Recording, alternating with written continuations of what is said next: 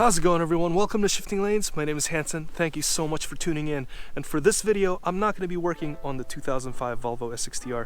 Instead, I'm going to talk to you about what I plan on doing to this car to turn it into a proper race car. Now, it's currently winter time, so that also means that it's about time for the 2019 North American International Auto Show. And for that show, Toyota has kindly invited me to check out their new 2020 Toyota Supra. So if you're watching this right now, that means you've probably seen the 2020 Toyota Supra, but if you want to check out my walk around video of that, check out this link up here. So let's talk more about what I'm going to do to this car to make it into a proper race car. But first, let's get to the airport and then head to the auto show. So I finally made it to the airport, and I'm traveling during the federal shutdown. So actually, a lot of the TSA actually all the TSA agents and some of the air traffic controllers are working without pay. So I really want to thank them for working through this period of time and keeping us safe in the air. So thank you guys, hang tough. This will be over soon, hopefully. So anyway, to give you another update to the Volvo S60R is I have a lot of maintenance things that I have to do. So you've seen me replace the tie rods. Other things that I have to replace is the parking brake. Now, I tried replacing the parking brake a couple of weeks ago and I failed.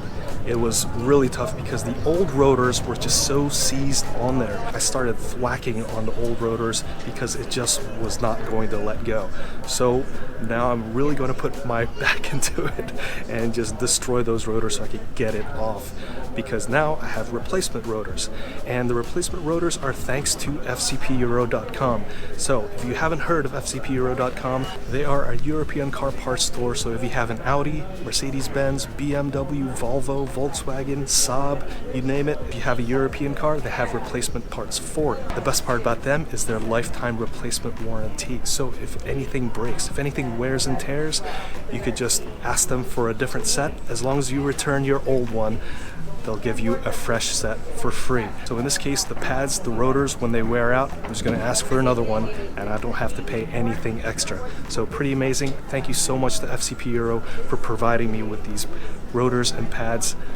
They're definitely needed, so I can't wait to put that on there.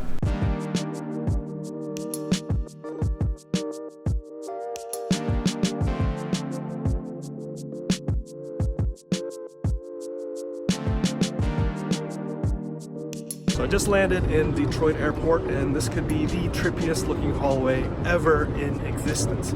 Anyway, to tell you more about what I'm going to do with the Volvo S60R, I'm going to take it autocrossing. So there's a lot of things I have to do to get it autocross ready. What is autocross, you might ask?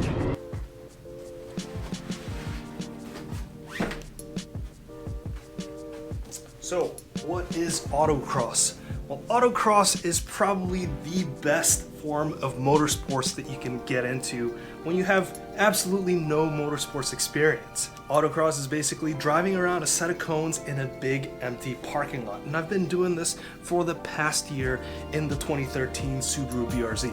If you're interested in any of that, please check out the playlist that is linked up here. So the whole idea of autocross is you take your car, they tech inspect it to make sure that nothing's going to fall apart, making sure your wheel bearings are good and everything else is sound. Once you go through tech inspection, as long as you have a helmet, you can race. Now the whole idea is that these courses are like usually about a minute or a minute and a half long, so they're super short, and you get about 6 to 8 runs per day.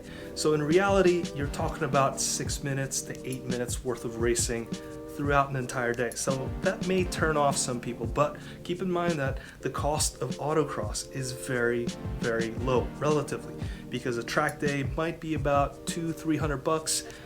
You also want to consider track insurance, which might be a couple $100. So all in all, one day's worth of track driving is about $300 to $500. So it can be really expensive. Whereas autocross, it's usually around $65 to $80 for a day. Now, again, you don't get as much driving in, but still the 6 to 8 minutes worth of driving is so frenetic. It's crazy. It's like fast paced, and it really rewards drivers who are brilliant and consistent, because you only have about 6 to 8 chances to set the fastest time. So how does a whole day of autocross basically break down? So You get in usually around 7:30, 8 o'clock in the morning. You chit chat with some guys that are there who's also preparing their cars, and then you prep your car by taking stuff out of the trunk, and then, you know, put your stickers and numbers and whatever in your class, which is another discussion that I'll have in the future with you guys. But once you prep all of that, you go through tech inspection like I mentioned before. You check out your car. Once it's all good, they'll give you a mark that you're all set. And once that's all done, you go through a course walkthrough. Now this is a critical step that everyone should take because you need to know the layout of the land. And if you're just learning the course for the very first time when you're driving around, well, you might just be wasting that run. So very important that you do a course walkthrough. And if you're a novice, they'll also force you to do a course walkthrough, and they'll talk to you about safety and everything, and also just some of the details about the various turns, the various cones, just things that you should really look out for. The other thing about autocross is that you also work the course, so another way for them to keep the costs low. So when you're not driving, you're out there working the course, or you're working on the grid.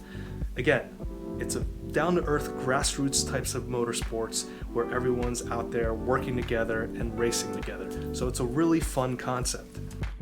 Now before I continue on with what I have to do with the Volvo S60R to get it into autocross shape, let's first take a look at some clips of the 2019 Detroit Auto Show.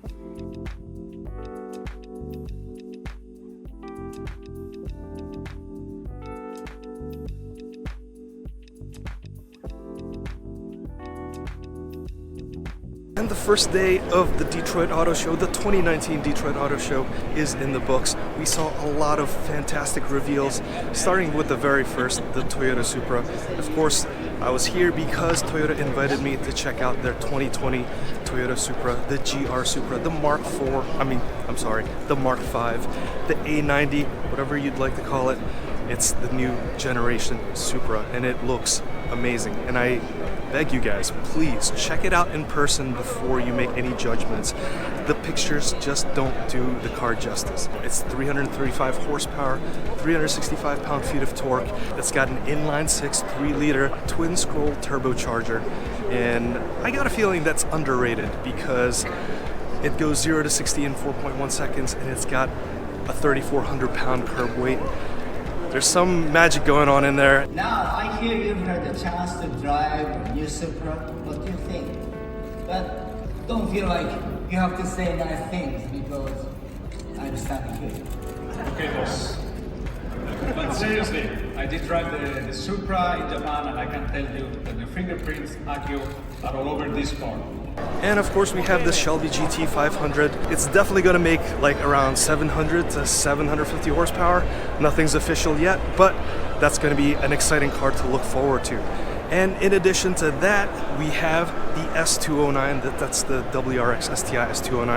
Now if you don't know what the S series is, that's because this is going to be the first S car that goes on sale in the United States. Now the S is the pinnacle of the Subaru sports car lineup. At the very bottom you have the STI performance products. Right above that you have TS, or Tuned by STI, and right above that you have the STI models themselves, and then at the very top are the S models, and the S209 is the very first one that is coming to the United States. So what do you get in the S209? You get wider fenders, you get an even more powerful 2.5 liter turbocharged engine. There's a water sprayer in there to cool the incoming charge, and there's also stiffer bushings, there's a wider track. There's a lot of good stuff in the S209, so definitely check that out. What else is in the show? There's just too much to talk about, so I implore you guys to check out the 2019 Detroit Auto Show. This is the last one that occurs in January. There's not going to be another one for another 16, 17 months, so this is something special. It's been in January for the past 30 years, and I guess they are now sick of the cold, so they prefer the warmer weather.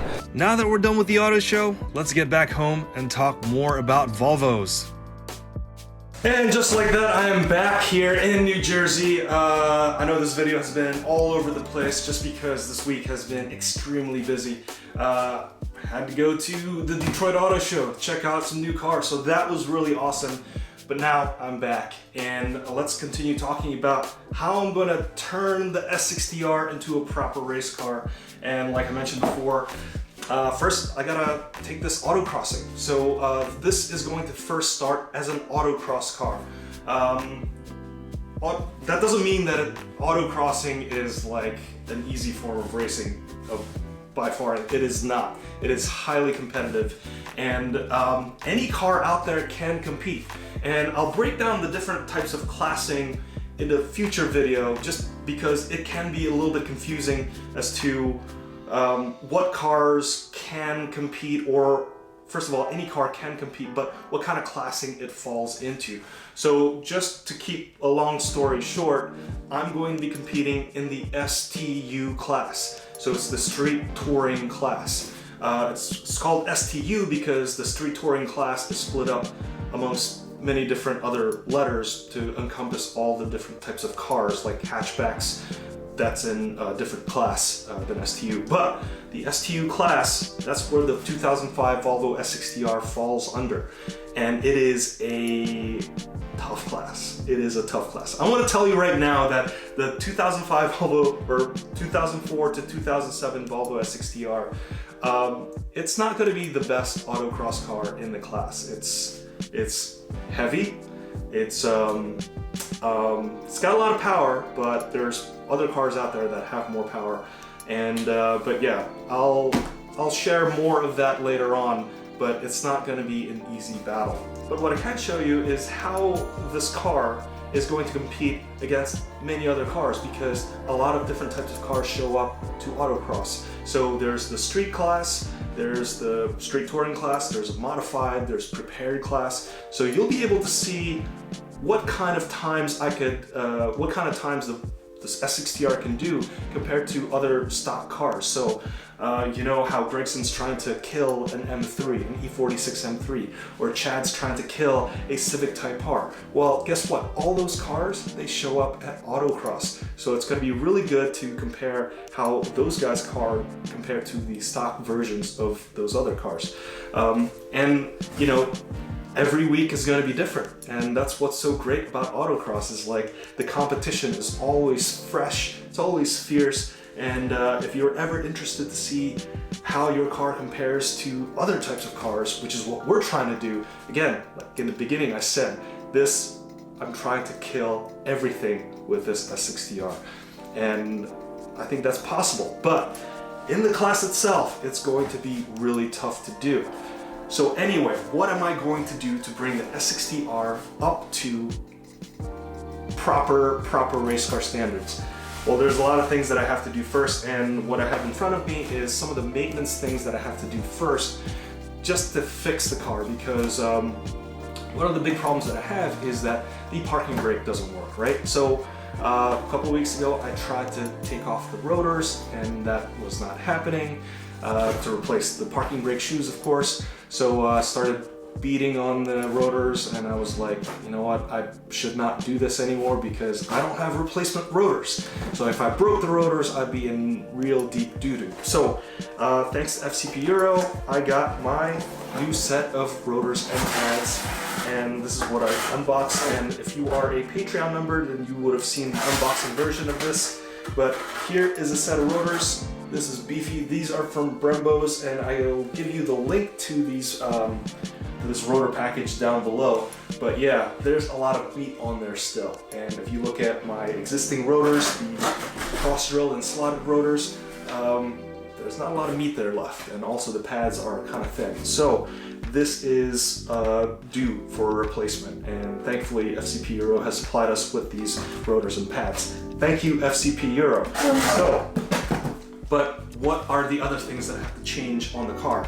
Well, the STU class states that, and again, I'll share this in another video because the rule book is, think of your street touring class as your bolt-on class, okay? So a lot of the aftermarket parts out there, like coilovers, sway bars, intake, catback exhaust, even the downpipe, that all fits under the street touring class. So that's what I'm going to have to do to this car to get it up to STU standards and hopefully be able to kill some Focus RS's EVOs, WRXs, WRX STIs, again, in stock form. So if I compete against those other cars in the STU class, it's gonna be really tough. And a lot of it has to come down to the driver. So I've been autocrossing for about a year, almost a year, and I'm here to tell you that that is not enough autocross experience. There's a lot of fast guys out there, and it's really awesome to learn from these guys. But yeah, the competition is tough. I'm not going to say that this is going to be easy at all. Anyone thinks that they could just roll up to an autocross and think that they could just destroy everybody. And you know what? It's a very humbling experience very, very quickly. But to get back on point, that's what I have to do to the S60R. I'm going to have to change the coilovers, or I'm going to have to change the 4C suspension to coilovers. Now, if you're ever interested to see what the 4C suspension looks like, I've dissected that and I'm going to link it up here. But that's the first thing I'm going to have to do. I'm going to have to switch out the sway bars, and that's going to be a fairly difficult job actually, because the front sway bars requires dropping the subframe just by a little bit, so you need to support the engine from the top side. But I think once that's supported, taking things off will be as easy as getting rust off of some 15-year-old bolts. So we'll see how easy that job's gonna be. But anyway, sway bars, and also I have a IPD cat bag currently in the car, and I have to switch out the downpipe so it'll give me a little bit more horsepower. The exhaust will be more free-flowing. I do have an intake in there already, which is good. I'm gonna have to check what kind of tune I can put in there. As long as I don't change boost, I feel like that's still okay. So that's more power that I can extract and still stay within the straight touring class. Besides that, that's going to be the first level of autocrossing that I'm going to do. Again, street touring is above the street class, but then depending on how well I do, maybe I decide to go up another class. Again, that's to the prepared and modified classes. And once I enter those classes, there's so many more things that I could do to make the S60R better. Like maybe taking out the rear seats and taking out some other non-essential equipment and start modifying the aero. So the list of things that you could do once you go to higher classes just kind of really goes crazy. So potentially that's where the S60R could be ultra competitive. But first, for me to start turning the S60R into a proper race car, I do want to start out in the street touring class with an autocross. So that is the plan of turning the S60R into a full-blown race car. We have to crawl, walk, and then run. So that's where we're going to start. But anyway, if you're new to the channel, thank you so much for tuning in and watching till this point, because this has been a long video. Like I said before, this thing has been all over the place just because I've been extremely busy just covering the auto shows and coming back home, traveling, and trying to install my brakes. If you're new, thank you so much. If you're not new, if you're a returning viewer, thank you so much for coming back and watching again. All of this is not possible without the help of you guys. Anytime you guys comment, anytime you guys like, and even just watch the video, you're really supporting us, and it's helping us out a lot. And none of this is possible without the help of you guys. And it's really a great feeling to spend blood, sweat, and tears and hours of editing, making all of these videos for you guys, and for you guys to basically just watch it and reaching out to us about it. It really, really means a lot. If you feel like supporting us even more, we have our t-shirts on our teespring.com account.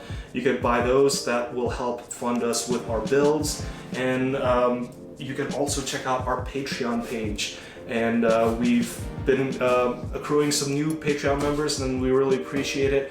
But if you want to go to patreon.com and become a supporter, you could check out some behind the scene footage of just basically preparing to do our video for the YouTube channel. So I just did an unboxing video of these brakes and the brake pads. So again, just to kind of give you a sneak preview of the other stuff that you don't normally see on our YouTube channel. But that is a really great way, if you want to support us even more, is go to our Patreon page and you can become a Patreon member and supporter, you know, at any level. If you feel like giving us $1 or $2 or $5 or $10 or whatever you feel like. If you really care about this channel doing a lot more Volvo content or any other content, doing our press drives, our good, bad, and ugly reviews, and you know, going to all the different driving events, please become a supporter. It really means a lot to us. Anything that you can provide will help us in the long run. But you know what, after this point, let me talk to Gregson and Chad real quick, because I'm still a little irked about our straight line battle, the first sibling rivalry, which if you haven't seen that, it's up here.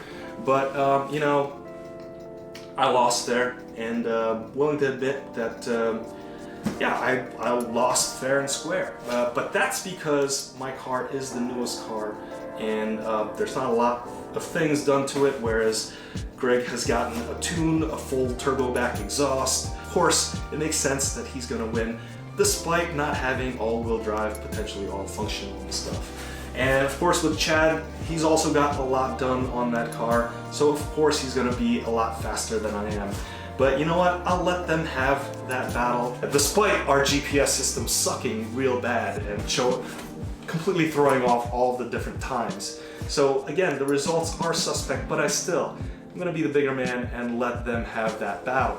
So, I can't wait till the springtime, because clearly this is the winter time and there's no autocrossing possible currently, but I cannot wait for things to warm up and the parking lots to open up so that we could take the S60R around some cones around MetLife Stadium and really thrash it around, because I really think that that's where the S60R is going to really shine.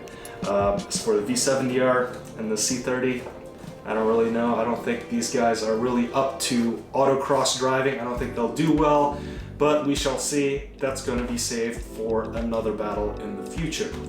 So anyway, with that said, let's wrap up the video right there.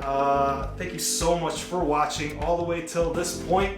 My name is Hanson, and I'll see you next time on the 2005 Volvo S60R project car.